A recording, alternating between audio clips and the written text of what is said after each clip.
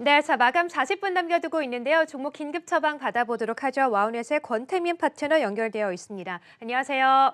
네, 안녕하세요. 권태민입니다. 네, 반갑습니다. 자, 오늘도 급등주 함께 찾아봐야겠죠. 오늘은 어떤 종목을 주목하고 계실까요? 예, 네. 오늘은 오늘 종가의 급등 또는 내일장을 기대하면서 매매하는 종목을 한번 보도록 하겠습니다. 지난주에 이 코너를 통해서 우리 이제 클럽에서 공략하고 있다라는 위지트를 말씀드렸는데 한 차례 급등이 있었죠. 우리 지금 조정을 받고 있어서 그 종목을 한번 더 할까 하다가 두 번 연속하는 건 아닌 것 같아서 다른 종목 한번 골라봤습니다. 첫 번째 종목으로는 동방이라는 종목인데요. 이 종목 같은 경우에는 미국의 쿠팡이 상장한다라는 얘기가 있어서 급등을 했었죠. 쿠팡의 물류를 담당하고 있는 회사입니다. 그런데 어제 티몬이 또 연내에 상장을 추진 중이다. 라는 얘기가 또 나오면서 이런 물류업체들이 계속 관심을 가질 수밖에 없는 상황이 됐습니다. 일단 이 물류는 꼭 필요한 것이고 운송은 꼭 필요한 것이기 때문에 그렇다고 말씀드릴 수 있겠고요. 그래서 동방 같은 경우에는 최근에 이제 연관된 주식들이 이제 테마주들이 있습니다. 뭐 KCTC라든가 KTH라든가 그리고 어제 서울식품이 상한가 갔는데 오늘 또 급등하는 모습을 보이고 있습니다. 그래서 많이 올라간 종목을 따라가기보다는 일단 대장주로서 했었던 첫 번째 종목 동방을 말씀드립니다. 일단 예를 들어서 티몬까지 상장을 하게 되면 이커머스 시장에 물류 쪽이 아주 화두가 될 것으로 보여져서 재평가가 이루어질 수 있다. 동방 같은 경우 현재가 편입을 만약에 하게 되면 1차 목표가는 12,000원, 2차 목표가는 15,000원 정도 잡고 대응하시면 될 것 같고요. 손절가는 좀 깊게 잡고 8,500원으로 가는데 이 종목은 이제 급등 나가는 종목이기 때문에 만약에 급등을 한다면 다음 시간을 통해서 목표가 다시 한번 수정할 수도 있다. 이렇게 말씀드립니다. 두 번째 종목입니다. 두 번째 종목은 다날입니다. 다날 같은 경우에는 페이코인이라고 있습니다. 가상화폐 관련된 가상화폐인데요.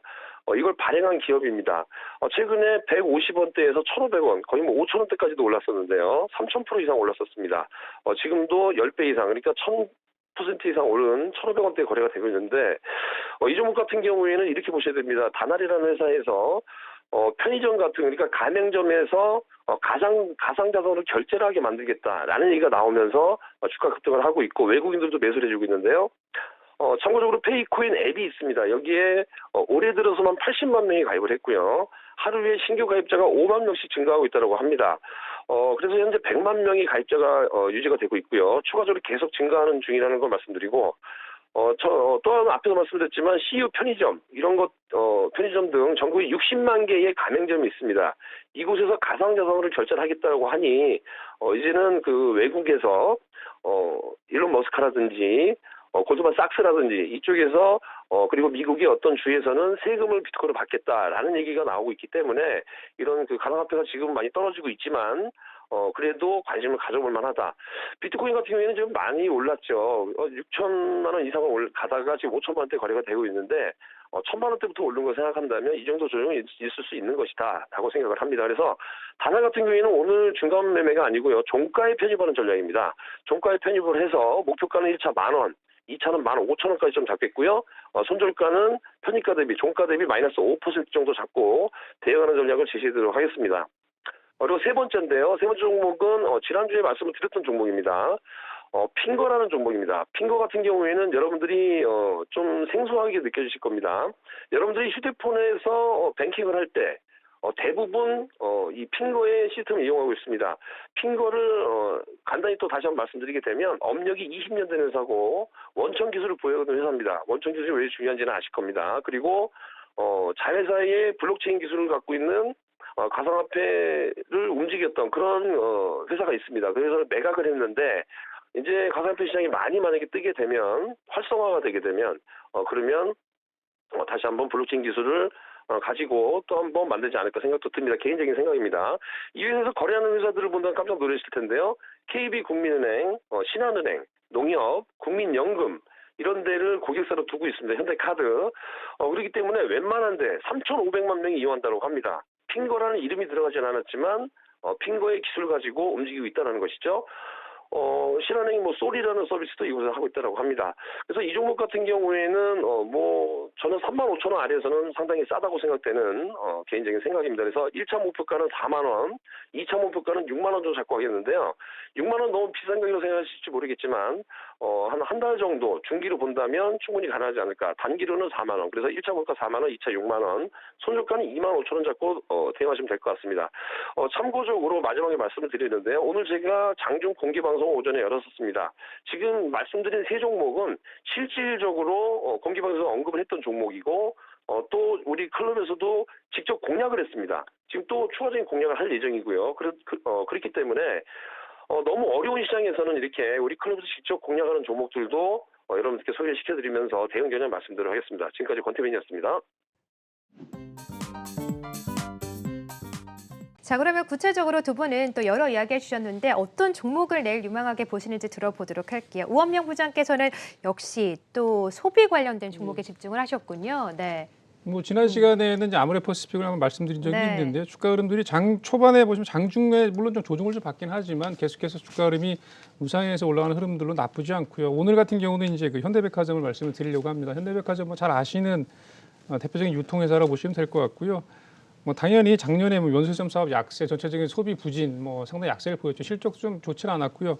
연간으로 보시면 작년에 매출액이 2조 2,700억대, 뭐 재작년보다 매출액은 거의 비슷했습니다만 영업이익 같은 경우가 이를테면은 뭐 많이 줄었죠. 그래서 영업이익 같은 경우는 작년도에 한 1,360억 정도가 나왔는데 그 전해 2,900억대 비교하면 한 절반 이상으로 떨어진 그런 영업이익 정도가 나왔습니다. 다만 이제 말씀드린 이유는 기왕에 나빠진 부분이 아니고 실질적으로 작년 4분기 실적을 보시면 현대백화점 같은 경우는 영업이익이 681억 정도. 그러니까 코로나 사태 이전 영업이익을 지난 4분기에 이미 정상화 어느 정도 상당히 그 회복을 하는 그런 수치가 나왔거든요. 그래서 말씀드린 그대로 포스트 코로나 이후에 실적이 개선될 가능성에 대한 기대감이 조금 더 높아지고 있다고 개인적으로 판단을 하고요. 그런 네. 맥락에서 지난 4분기 실적이 좀 그런 부분에 어떤 단면을 보여줬다고 개인적으로 판단합니다.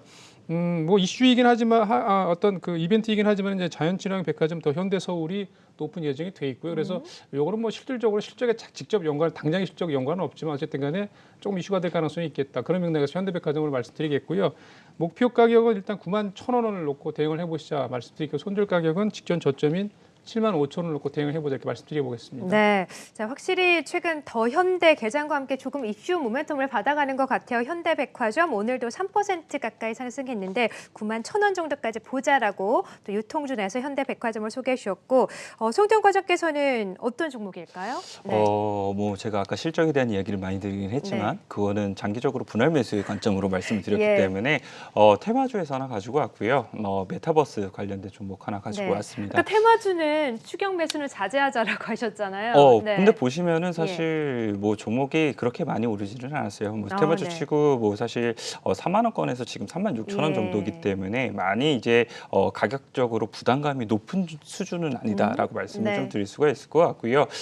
제가 알차라 말씀을 드리는 이유는 메타버스 관련돼서 사실 오늘 미국에서 로블록스가 3월 10일 날 이제 미국으로 직상장 된다는 이야기가 나오는 부분이 있었습니다. 그래서 그 전까지는 이제 메타버스 관련돼서 계속적으로 회자가 될 가능성이 상당히 높아 보이고요. 로블록스 같은 경우에는 미국의 10대들이 상당히 많은 부분 지금 사용을 하고 있고 그쵸. 그리고 로블록스를 통해서 이미 많이 돈을 벌기 시작을 한 사람들은 뭐 한 10억도 넘게 벌고 뭐 이런 경우가 상당히 많다라고 하고 있더라고요. 그래서 메타버스 관련돼서 국내에서도 계속적으로 이야기가 회자가 될 가능성이 있어 보이고 그리고 그 안에서는 사실 장비 업체들이 상당히 많이 이야기가 나왔었는데 OLED 관련된 장비 업체들 많이 나왔었고 그리고 알차라 같은 경우에는 이제 소프트웨어 안에서 이제 컨텐츠 관련된 부분이다라고 보시면 될 것 같은데요. 네이버가 사실 이 메타버스 관련된 플랫폼 중에는 가장 잘 이루어져 있다라고 보시면 될 것 같아요. 거기 안에서 이제 이 얼굴 인식 AI가 있는데 이 스노우 카메라랑 지금 알체라랑 이런 부분에 있어서 협업을 통해서 같이 진행을 하는 부분이 있습니다. 네. 그래서 이런 부분 자체가 많은 부분 메타버스 관련돼서 이 테마가 수급적으로 들어오게 되었을 때에는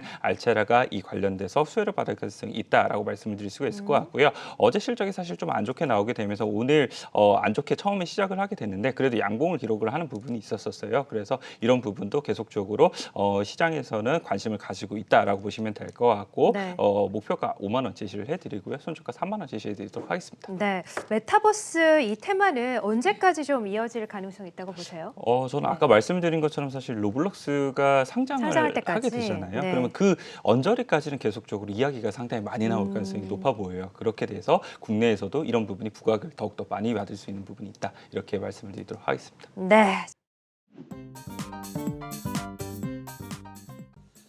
네, 내일장 시초가 공략할 만한 종목 살펴보도록 하죠. IBK 투자증권 영업부의 박근영 차장 연결되어 있습니다. 안녕하세요. 네, 안녕하십니까? 네, 자 내일 시초가에는 어떤 종목을 보면 좋을까요?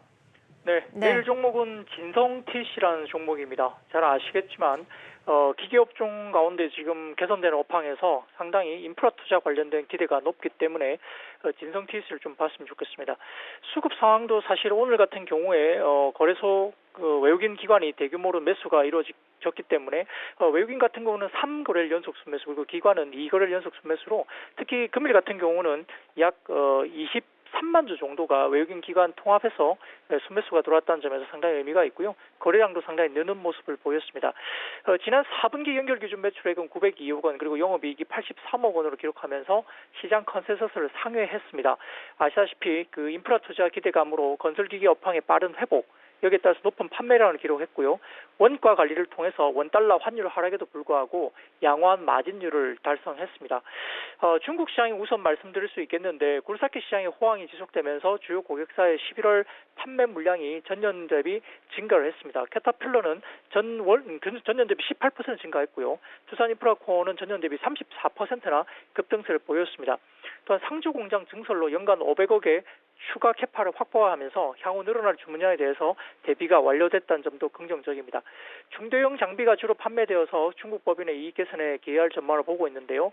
결국 2021년 올해도 시장 성장이 중국이 지속되는 가운데 중국 정부의 인프라 투자 의지도 상당히 강하기 때문에 여전히 중국 시장은 상반기 내에도 상당히 든든한 시장이 될 수 있습니다. 두 번째로 미국 시장인데요. 아시다시피 지금 최근에 주택 시장의 미국 시장에서 강세가 이어지면서 신규 주택 허가 건수와 주택 착공 건수는 4개월 연속 상승 중에 있습니다. 추가로 이제 블루웨이브로 바이든 대통령의 1.3조 달러 규모의 인프라 투자 공약이 이행이 굉장히 가시화되고 있고요. 지금 오늘 현지 뉴스로서는 2차적인 어떤 추가적인 대규모 부양책도 바이든 대통령이 준비한다고까지 나왔기 때문에 대규모 인프라 투자 공약이 굉장히 강하게 집행될 가능성이 높습니다. 따라서 소형 굴삭기 부품 판매 호조에 대해서 하반기에는 중대형 건설 장비 판매도 확대가 될 수 있다는 점에서 미국 시장의 하반기 강세가 유지될 수 있는 상황입니다. 여기에 따라서 지금 우호적인 영업 환경 속에서 우량 고객사인 캐터필러라든지 두산 밥켓, 존디어들을 바탕으로 하고 있는데 특히 미국 시장이 상당히 하반기에 강하게 올라올 수 있다는 점에서는 캐터필러 향 매출이 상당히 강하게 이야기되고 있는 진성TC가 큰 수혜를 받을 수 있을 것으로 보는 상황이고요. 여기에 따라서 이제 중장기적으로는 글로벌리 각국의 인프라 투자 시행에 따른 성장 모멘텀이 또 보유된다는 점에서는 안정적인 주가 흐름이 나타날 수 있습니다. 오늘 주가가 좀 올라서 모르겠습니다. 내일 어느 정도 눌림목이 있을 수 있겠지만 그럼에도 불구하고 목표가는 15,000원 정도까지 말씀드릴 수 있겠고요. 손절가는 1,500원 말씀드리겠습니다. 네, 저는 내일장 시초가 공략주는 진성TC 함께 들어봤습니다. 현재 1조 9천억 달러 추가 부양책 통과 기대감과 함께 또 3조 달러에 달하는 인프라 투자 관련된 부양책 기대감이 나오고 있는데 이에 관해서 좀 관심을 가져보자라고 말씀하셨네요. 자, 지금까지 박근영 차장과 함께했습니다.